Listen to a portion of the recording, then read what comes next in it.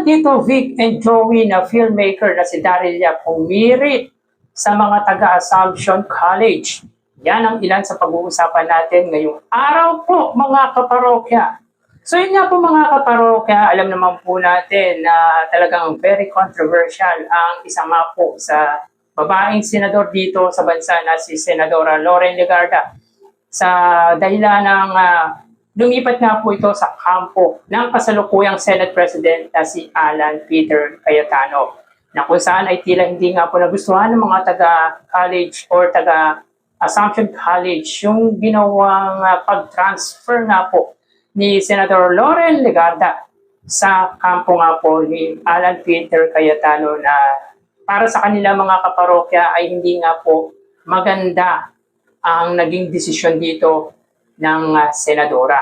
So yun nga po mga kaparokya, tinanggal nga po yung portrait ni Senador Loren Legarda para sa mga people empowerment na mula sa kanilang eskwelahan. So sadly to say, ay parang hindi na po nila kinikilala yung contribution ni Senador Loren Legarda bilang isang public servant. At syempre para sa kanila, sa mga taga-Assumption College, ay kahiyan nga po ang ginawa ng alumnus po nila na si Loren Legarda, dahilan kung bakit binaklas nga po nila yung portrait nito sa kanilang eskwelahan. At yun nga po mga kaparokya, humirit ang kalaban ng Tito Vic and Joey na si Daryl Yap, na kung saan ayon dito, Assumption College, pakitanggal na rin daw yung mga na-donate ni Mami Loren.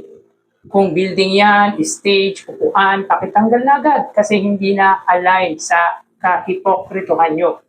So grabe si Daryl Yap, hindi na daw align sa kahipokrituhan ng mga taga-college or Assumption College yung ginawa ni Senadora Loren Legarda. So sino ang mas lumalabas na hypocrite dito? Hindi ba si Ma'am Loren Legarda? Sapagkat alam naman po natin ang dahilan kung bakit lumipat nga po ito sa side ng mga Cayetano. Of course, unang-una dyan ay politika. Politika po ang siyang dahilan kung bakit lumipat nga po ito or sumali nga po ito sa grupo nila Senador Alan Peter Cayetano. At para pagtakpan ang issue ng kanyang anak na si Congressman Leandro De Viste regarding nga po yan sa solar panel.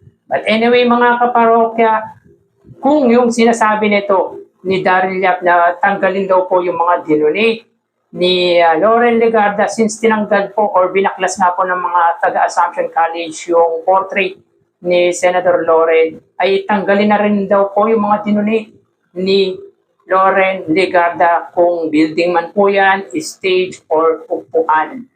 So dito, mga kaparokya, masasabi natin na medyo makitid or napaka-irrelevant ng pinaglalaban ni Daryl Yap. Para sa akin, kung ano man po ang binigay ni Senator Loren Legarda sa mga taga-Assumption College o sa kanyang alma mater, ay hindi po utang na loob po yun ng eskwelahan. When we say donated mga kaparokya, kapag nag-donate ka nga po, ay dapat galing sa puso at bukal sa puso. Kung ano man po ang pinagawa ni Loren Legarda, for sure ay hindi po yan talaga galing sa bulsa ni Miss Loren Legarda or Senadora Loren Legarda, sapagkat ang taong bayan niya po, ang mga taxpayers na po, ang siyang nagpapasweldo sa mga public servant, sa mga politiko dito sa bansa. Kaya walang dapat na isapoli ang mga taga-Assumption. At ang mga taga-Assumption lamang po ang makapag-decide kung gusto nilang isole kung yung mga bagay na binigay nga po ni Senadora Loren Legarda. So yung gantong kaisipan ni Daryl Yap ay pagpapakita na napakakitid niya po ng mga sumusuporta sa mga Duterte. Ito yung mga taong mapanumbat kung ano yung mga naitulong nila, sasabihin nila, kumbaga ipapakita nila, ipapamuka kung ano yung mga binigay, kung ano ang mga naitulong niya sa mga artistang naging under nga po ng kanyang pelikula. Pagpapakita ito ng disrespect mga kaparokya.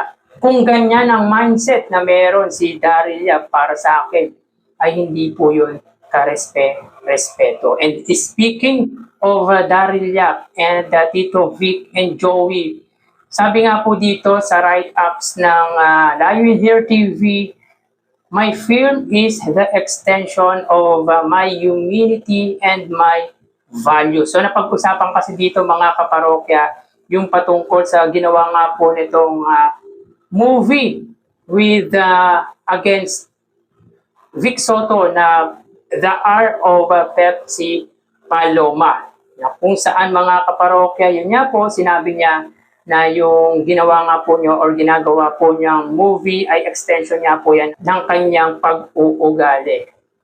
So tama naman po mga kaparokya. Totoo po yung sinabi niya, extension niya po ng kanyang pag-uugali, yung ginawa niyang makapanirang puri against Bossing Vic Soto. Hanggang ngayon mga kaparokya, wala na po tayong update patungkol nga po sa isinampang kaso ni Bossing Vic Soto against Daryl Yap. So yung sinabi nga po or pag-amin niya po ni Daryl Yap na ang mga movie na kanyang ginagawa ay extension niya po ng kanyang humanity at values. Values mga kaparokya or pag-uugali. Naniniwala po tayo doon sapagkat wala nga po itong pakundangan kung may masaktan nga po siyang tao sa kanyang ginagawang movie. Tulad nga po ng movie nitong The Art of Pepsi Paloma na kung saan ay pinangalanan nga po doon ang isa nga po sa original host ng Eatburger na si Bossing Vic Soto. At ngayon po mga kaparokya, yung movie nitong Dango ay para sa akin, hindi po katanggap-tanggap po yun. Para sa mga kababayan natin, sa mga kapatid natin, may problema nga po. Or sabihin po natin yung mga kapatid po natin na ngongo. Kaya nga yung isa nga po sa mga artista na si Mark Andaya ay nanawagan na wag daw pong panoorin ang nasabing pelikula ni Daryl Yap na Dango. Dahil hindi po katanggap-tanggap para sa kanila yung movie na gawa nga po ni Daryl Yap. So patunay lang po yung mga kaparokya na wala siyang pakundangan, wala siyang pakialam kung ano po or kung sino man po ang masasaktan. Kaya naniniwala po tayo na yung kanyang mga ginagawang movie ay extension niya po ng kanyang humanity at kanyang pag-uugali. Dahil pinapakita lang po dito mga kaparokya na parang tila narcissist at napaka-arrogant ng pag-uugali na meron ito. So kayo mga parokya, anong take nyo with regard nga po dito? Dahil ako mga kaparokya about kay Senadora Loren Legarda at sa eskwelahan na Assumption College na kung saan ayon dito ay ibalik din daw yung mga ibinigay ni Senadora Loren Legarda tulad ng building or kung ano man po yan. Pero ako, against po ako doon, disagree po ako sapagkat wala naman po dapat ibalik at hindi naman po utang na loob ng mga taga-Assumption College kung ano man po binigay ni Senadora Loren Legarda sa kanila, sa alma mater niya. Bagkos, si Senadora Loren Legarda pa nga po ang siyang may utang na loob sa mga taxpayer. At yung sinasabi po nitong extension niya po ng mga pelikula niya ang kanyang humanity at values. Naniniwala po tayo doon sapagkat yung mga ginagawa nga po nitong pelikula ay hindi katanggap-tanggap. Nakaka-disappoint yung mga movie na ginagawa nga po ni Daryl Yap. Siguro mga DDS, maniniwala ako na susuportahan at paniniwalaan kung ano man po yung mga ginagawa o ginawa ni Daryl Yap. Pero ako, disagree po tayo, hindi po tayo sang-ayon kung ano man po yung kanyang paniniwala, politika, and of course, sa mga pelikulang ginawa ko nito. So hanggang dito na lang po tayo. Thank you and God bless.